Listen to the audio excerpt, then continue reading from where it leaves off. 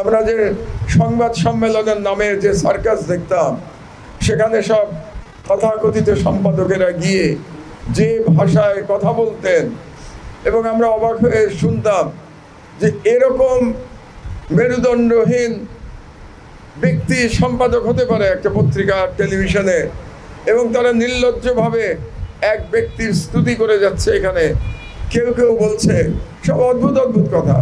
একজন বলছে আপনাকে আর আমরা পাবো না, আপনি তো বিশ্ব নেত্রী হয়ে গেছেন।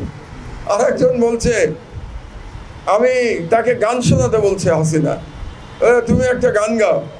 সে বলছে আপনার বেডরুমে গিয়ে গান শুনিয়ে আসবো।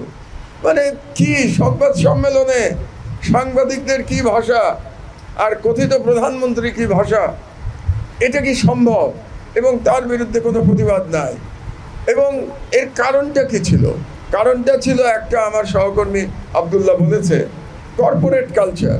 পুরো সংবাদ মাধ্যম একটা কর্পোরেট দুনিয়ার কাছে বন্দী হয়ে গেছে। তার মানে যে সমস্ত কালো টাকার মালিক, যে সমস্ত দুর্নীতিপরায়ণ ব্যক্তি, ব্যবসায়ী কিংবা রাজনীতিবিদ, তাদের যে দুর্নীতি, এটাকে জায়েজ করবার জন্য তারা মিডিয়াকে ব্যবহার করেছে এবং যার যার ব্যবসায়িক স্বার্থ সেটাকে দেখবার জন্যে বা সেটাকে সমর্থন করবার জন্যে, সে স্বার্থ উদ্ধার করবার জন্যে সংবাদ মাধ্যমকে ব্যবহার করা হয়েছে। এখনও তো তাই, এখনও তো কর্পোরেট যে আমি কি বলবো চেইন, একটা শৃঙ্খল, কর্পোরেট শৃঙ্খলের কাছ থেকে তো সংবাদ মিডিয়া তো এখন মুক্ত হয় নাই।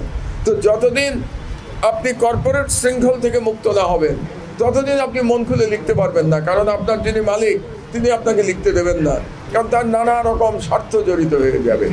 এই জন্যে কর্পোরেট এই দুনিয়া থেকে মিডিয়াকে মুক্ত করাটা খুব জরুরি। কিন্তু ব্যাপারটা বলা সহজ, করা কঠিন, কারণ অনেক টাকা লাগে। একটা পত্রিকা চালাতে অনেক টাকা লাগে। তো সাধারণ মানুষ টাকা কেন লগ্নি করবে, এটা একটা প্রশ্ন চলে আসে। কাজে এটা আমাদের একটা অন্তহীন লড়াইয়ের ব্যাপার, যে আমাদেরকে লড়াই করে যেতে হবে এই কর্পোরেট কালচারের বিরুদ্ধে। এটা গেল একটা। আর দ্বিতীয় হচ্ছে, সাংবাদিকদেরও একটু সাহস সঞ্চয় করতে হবে যে হ্যাঁ সম্পাদক বলল, কিন্তু সাংবাদিক যদি বলে না আমি আপনার এই ফরমাইশি নিউজ আমি লিখতে পারবো না, এই কথাটি বলার সাহসটা সঞ্চয় করতে হবে আমাদের সকল সাংবাদিকের।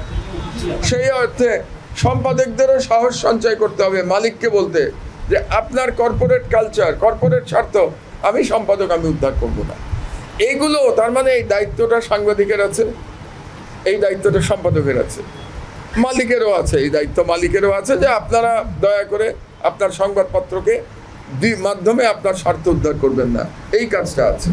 তো এখন আমাদের একটা সুযোগ এসছে সামনে, যে আমরা যে ফ্যাসিবাদ, যে ফ্যাসিস্ট রাষ্ট্র ব্যবস্থা তো গড়ে উঠেছিল বাংলাদেশে শহীদ আবু সাঈদের আত্মত্যাগের মধ্যে দিয়ে এবং তার শাহাদাতের মধ্যে দিয়ে এবং ওর মতো আরো অসংখ্য শহীদের শাহাদাতের মধ্যে দিয়ে আমরা মুক্তি লাভ করেছি, আমরা একটা নতুন জীবন লাভ করেছি।